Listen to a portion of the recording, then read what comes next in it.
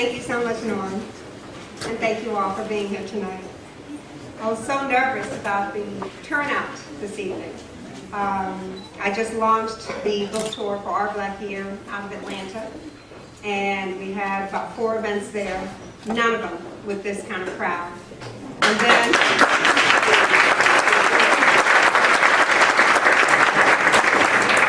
I was reminded of 2 things. Number 1, Harold Epps put this event together, so that I know he has something on each and every one of you. And number 2, that I am in Philadelphia. And Philadelphia, more than Chicago, more than Atlanta, has really, really been a best friend to the empowerment experiment.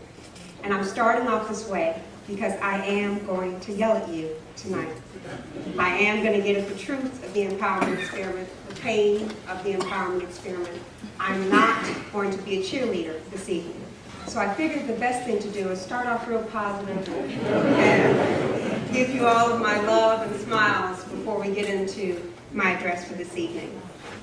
I'm a mother, a consumer, a fighter, a believer. I'm smart, and I love my people. And that simple status may not mean much to most people, but starting with that basic criteria, my family and I, in the empowerment experiment, have become the face of a national movement to support Black businesses and economically empower our neighborhoods and offer our kids more local business owners to look up to as role models. You've all heard of the empowerment experiment. You know that we're an overly ventured couple of Black yuppies from Oak Park, Illinois, with 2 toddler girls, and we decided voluntarily on our own in front of the whole world to see, to take a public stand and completely live off Black businesses for an entire year in honor of our business owners in our economically deprived and exploited neighborhoods, and in order to study and prove the power and importance of self-help economics in the African American community. You know, our journey dominated headlines, front pages of the Washington Post, Chicago Tribune, LA Times, major segments on CNN, CBS News, MSNBC, Fox News, BET News, Tom Joyner Morning Show, Black Enterprise, Essence, Time Magazine, countless other TV, radio shows, blogs. You know that our stand and the media's coverage of it have sparked a positive and consumer-driven movement where everyday Americans are actually making pledges to support Black businesses. That's never happened before. It's so beautiful.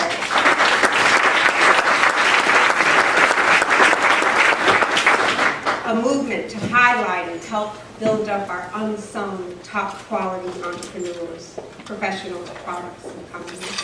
Consumers uniting, mostly Black and some not, choosing to be more accountable for our kids in our neighborhoods, and working to make sure that big brands and corporations and retailers and franchisers earn our support and respect the value of the Black consumer dollar by doing business with our business owners. That was the dream. And now all of you are here in my honor to rejoice in this dream, this new and wonderful possibility for our people, to exult in the triumph that mainstream media, corporations, and universities are finally paying attention to the important real-life issues that have been crippling us for so long. That was the dream. We are just oh so happy that in this ongoing Black business empowerment movement, we have a woman, educated, a mom, productive, loving, clean background, good credit, articulate, just enough racially ambiguous features to get into the news, charming, disarming, and still willing to roll up her sleeves, pull them earrings off, and throw some blows. That's me. So we weren't happy about all of that, but I want to see, what do we have to be so happy about? Let's talk about what really went down in the empowerment experiment. Let me share with you my new family, how while that dream is beautiful and while we did indeed touch millions with this story, why in reality my businesses are still not growing, my consumers are still being disrespected, and my starving neighborhoods are still being exploited. Our Black Year is not just our year-long journey, our detailed account of our searching for and engaging for Black businesses every day, all day. It's not just a heart-rending story of a suburban couple making its way back into the hood instead of the other way around. It's not just a treatise on the history of Black business in America, all the progress and the struggle and the success. It's a painful glimpse into everything we are as individuals, as a people, as a culture, and as an economic force. And more importantly, everything we are not. What I learned in this journey is that what we have in this room, the most accomplished professionals, executives, and entrepreneurs, are people's most educated, polished, and connected. What we are represents the very best and the very worst in us. I know all of you are impressed and inspired. I know all of you are smart enough, enlightened enough to know this dream my family had is right and is plausible. I also know that you did not need my experiment or the Kellogg study that resulted from it or this book to show you that. Even with all of that, I know that most of you would not dare to do what my family did. I know that the overwhelming majority of you have never once visited that Reverse 90 website, once the crown jewel of the African American Chamber of Commerce here, wholly dedicated to and driven by the spirit of the empowerment experiment, making it fun and rewarding and easy and exciting to find and support fantastic Philadelphia Black businesses and recycle our wealth. I know you did.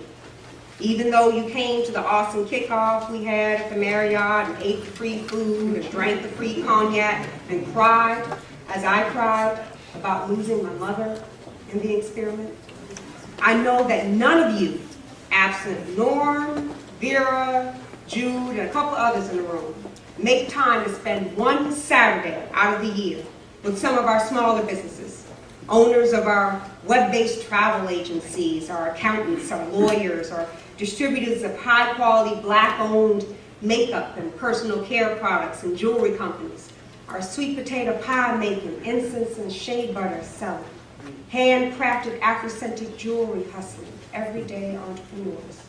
I know you don't come out just one Saturday out of the year to support the Philly NAMD's annual Buy Black holiday event. They just don't matter to most of you. I know that some of you attain a sense of worth and accomplishment from the fact that you can afford the most luxurious vacations, expensive automobiles, and reside in the whitest suburbs. I know I did. And that you have never considered reconciling all of that wealth with the debt you have to your community by putting most of that money in a Black bank, by making sure that you have a Black insurance broker, financial advisor, staying at Black hotels and Black-owned B&Bs for those vacations, and at least putting some of your investments and letting them being managed by a Black-owned investment firm. You won't even acknowledge that all those achievements you tout come with the duty to support your own people. You know those masses who embarrass you, who you never have time for anymore, whose neighborhoods you drive over and around? We run from them. We look down on them and we blame them. We do that. Most of us in this room know that for the most part they are victimized by and direct byproducts of a racially divided economy. They are the residue and the wasted remains of our individual ascendancies. Their suffering is the price of our comfortable lives. In the past, we cared for them and tried to counter the circumstances that supplicate them and remove the unjust and racist systematic barriers to their productivity. But now we loathe them, abandon them, and cherry pick a few of them to give a job or a scholarship to and make sure we pacify our own guilt. My problem is not with them. Yeah, it's frustrating and humiliating when they perpetuate negative stereotypes, especially my business owners, when they disrespect the beauty and strength of our past. It makes me want to scream, trust me. It's in the book, you'll see. But what really gets me to crying, what really is my torment, is what I feel when I try to get folks like you to care about them again, to fight for them again, to fix with the money and the businesses we already have the economic situations that fuel their misery and depression. I just don't even have the time tonight to get into the gory details of every call I made, every email I sent, every meeting I had with every leader, celebrity, organization you can think of. All the money we threw away, money for our kids, blown savings, going to every conference so that I can hand them our press kit and show them what we were able to do on our own.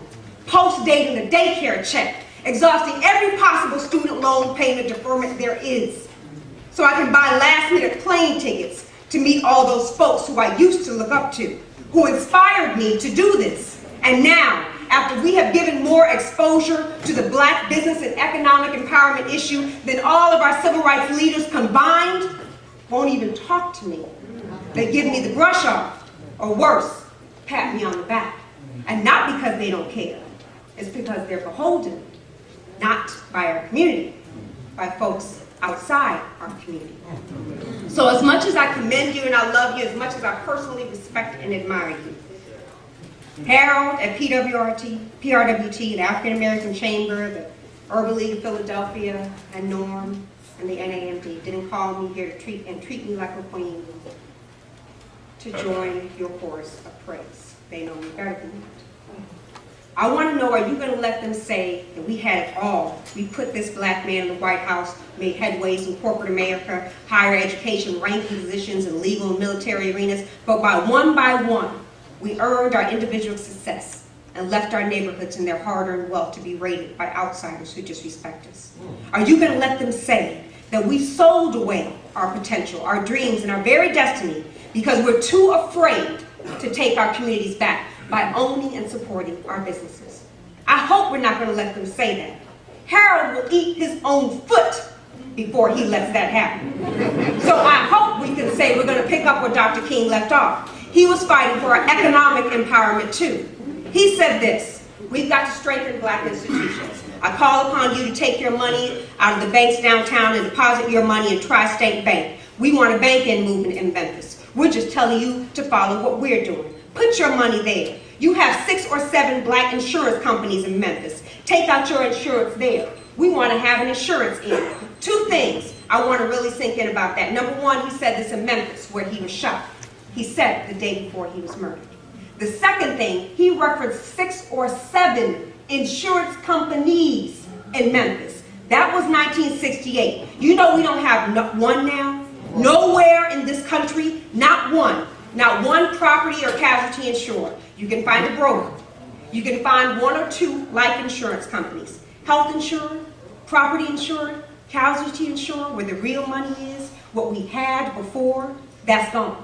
I don't think y'all heard what I just said. He died telling us to support these businesses, and we didn't. They're gone now. I'm asking you, how does that make you feel? And then, what are you going to do? Dr. King didn't just dream of America where we can go to Sears and work at Sears. He dreamed of an America where our children will own Sears. We've been here 400 years. When is that going to happen? I hope we can bring it back, but it's up to you. And I don't see any reason with the folks we have in this room that Philadelphia cannot bring that back. Our times are pushing us the same way they did in the 50s and 60s. You may not feel it the same way, but we stood up then, we sacrificed then, we rallied our strength and our talent and our smarts and our money, and we still have all of that now. We united so we could put a black man in the White House, but we can't stop there. That's exactly what they want. I'm talking about the kind of power that we really need, and it's farthest from the White House or the government. It's here. It's right here. The same way you see it in me, I see it in you. And I refuse to let our story end in disgrace, misery, or worse, mediocrity.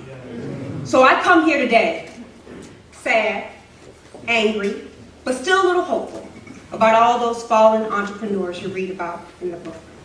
All those businesses we built up in the early 1900s and let die after integration. We used to have 6,400 grocery stores. From what I understand, we have less than 10 now. There are at least 28 Hispanic-owned grocery chains with at least 10 or more units. Most of them have popped up in the past 10 years. Whose products are on those shelves? Who's keeping those businesses alive? Who's getting sent to college off that money? Who's getting jobs at those stores? We can do the same thing. Now, I'm telling you this not to yell at you, but because I have to, and because Norm Bond told me to this Saturday. He told me to call. He called me on Saturday and told me to yell at y'all, so y'all blame Norm. But I'm telling you this because it's really at the heart of everything we need to talk about tonight. I'm not telling you this just to yell at you. I'm telling you this because it's the truth, and I hope that from the truth we can get to some solutions. I hope that tonight we tell the truth and get beyond all the pageantry. I get that all over the country. I can get enough pictures and front page stories. What I need are some solutions. That's why John and I have given up everything for this. And that's why Harold brought us here today. And that's why I'm so tough on you. So before y'all get mad at me, let me just make one thing clear before I close. I don't blame this all on us. This place that we're in many ways, we're pushed into. There are forces, historical, malicious, systemic, and to a certain extent, wholly American, and therefore almost invincible, that keep us back in the dark and disenfranchised. Everyone, black, white, and everyone in between has to accept that blacks are at the bottom, and that we all have something to do with it. That condition, while no one admits it, fuels and sustains many aspects of American life. There's a GDP equation that I'm sure all of you know about. The first part is the big C. It might as well be a B, because we are the consumers that keep America going. But if America is going to realize its true promise, black people have to play a better role in this economy. We can't just be the consumers, the employees. We have to be the owners. We have to be part of Wall Streets and the main streets. People from all different kinds of races should be shopping at our businesses without even knowing it, just like we support theirs. There should be thriving black businesses in the Little Italies and Chinatowns and Greek towns and the Mexican enclaves, just like they thrive in ours. So I'm not proud of America until America reaches its true ideal, until you are a part of the American economy, not just the cogs in the machine that keep it going.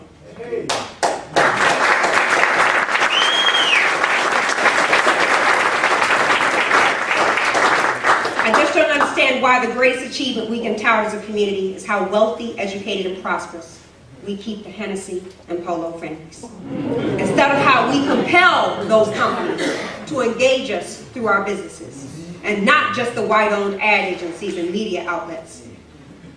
We are never going to get anywhere until we're brave enough to tell those corporations with our money and with some data, companies that would shut down tomorrow without our support, that we want to see more entrepreneurs, more of our representative numbers in the franchises, in the inputs in the black supply chain, in the supply chains, and the products on the shelves. We're afraid to make these challenges because for some reason, black people can't talk about race when it comes to our businesses. We're black when they look into our buying power. We're minorities when it comes to our business power. Black when it comes to statistics about how many of our kids are killing each other and dropping out of school and populating the jails. But there's no data out there about how much of our money stays in our community. How much money is in effect stolen from our communities because the consumers there have no choice but to support companies and shop owners that refuse to invest in us. CNN's Black in America never reported on the fact that our dollar stays in our community for 6 hours, and only 2% of our money makes it back to our community. They don't discuss how that phenomenon might contribute to the disaster in Detroit or the crisis in Newark and Oakland, but they show in great and horrific detail the social crises that the black face has come to symbolize. What's so wrong about talking about the 6 hours, and about the $1 trillion, and about what happens because we don't have that money? I'm very sad that we don't support each other anymore, but that stuff that I'm a racist because I demand more black representation in business recruitment and investment from corporate America, or that self-help economics in the African American context is racist, that stuff really keeps me on fire and keeps me fighting. Fortunately, I'm a lady, and I fight with my smarts and my money and truth and data. Stuff that can't be taken away, and stuff that is absolutely colorblind. The good news is that way of fighting is working. There are some corporations and universities, because you're in them, that are open to this now. The good news is that the empowerment experiment, the Andersons, Our Black Year, this is just the beginning. That Harold Elks and Wade Kolkloff and Norm Bond are taking the stand with us, and so are folks like them across the country. The good news is that mainstream America let me in the door. And I sacrificed my mother, my marriage, my kids to get that chance. So even if I have to shame them now and force them, lull them, drag them, bribe them, bait them into the truth about this racially divided economy, it will happen. If I have to get Norm and Vera to tape their eyelids to their foreheads, they will see us. The good news is that because of Our Black Year, I will be bringing those statistics out. I will be making you shine on CNN. I will be chatting with CNN's Soledad O'Brien on my own in her studio 1 week from today.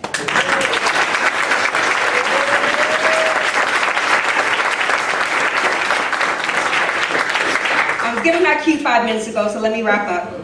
They might not look for us or want to see us or admit that we exist, but there are a bunch of us, like Harold Epps, like Jeff Kent, owner of Cogniz IT, where I got my computer, like my dear Jude, owner of Minuteman Press right here in Philly, where I get my business cards, or like Philly's own Carlton Langley, here tonight, owner of Social Hubris, who's redesigning my website.